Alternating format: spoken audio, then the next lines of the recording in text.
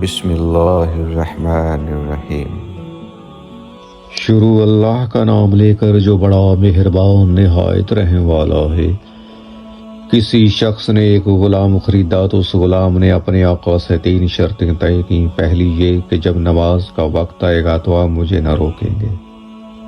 دوسری یہ کہ آپ مجھ سے صرف دن میں خدمت لے سکیں گے مگر رات کو مجھ پر یہ پابندی نہ ہوگی۔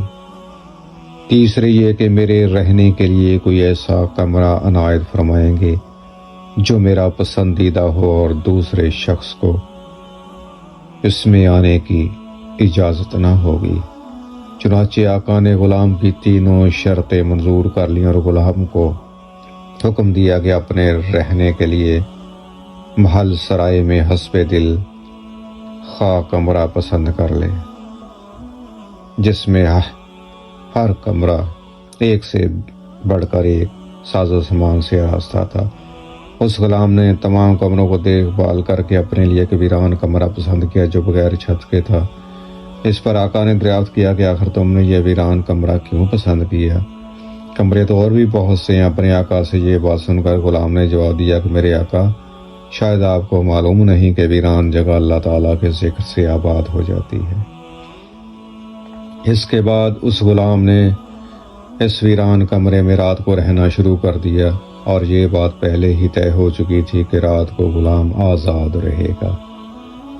جب غلام کو اپنے پسندیدہ آزاد کمرے میں رہتے ہوئے کچھ عرصہ گزرا تو اس کے آقا نے ایک دن رات کو بزم احباب منعقد کی، اور نصف شب کے بعد جب دوست احباب رخصت ہو گئے تو مالک مکان چہل قدمی کرتا ہوا غلام کے کمرے کی جانب جا نکلا تو کیا دیکھتا ہے کہ ایک نورانی قندیل نے اوپر سے آ کر کمرے کی خالی چھت کو گھیر رکھا ہے، اور غلام سجدے میں پڑا ہوا اپنے رب سے دعا اور مناجات میں مصروف ہے کہ میرے پروردگار، دن کو تو نے میرے آقا کی خدمت میرے ذمے واجب کر دی ہے۔ اگر یہ خدمت میرے ذمے نہ ہوتی تو میں رات دن تیری عبادت میں مشغول رہتا، لہٰذا تو میرا عذر قبول فرما لے۔ اس کا مالک تعجب کے ساتھ صبح صادق تک اس عجیب منظر کو دیکھتا رہا۔ چنانچہ صبح ہوتے ہی وہ نورانی قندیل آسمان پر چلی گئی اور چھت بند ہو گئی۔ مالک نے اپنی بیوی سے اس کا تذکرہ کیا، اور دوسرے روز وہ مالک اور اس کی بیوی دونوں اس منظر کو دیکھنے گئے تو اس شب میں وہی منظر دیکھا جو پہلی شب میں مالک دیکھ چکا تھا۔ صبح ان دونوں نے غلام کو بلا کر کہا تو اللہ کے واسطے آزاد ہے تاکہ اپنی خواہش کے مطابق رات دن اللہ کی عبادت میں مشغول رہ سکے۔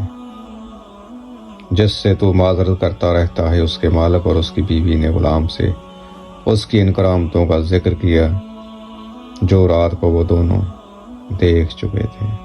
بس اب گیا تھا۔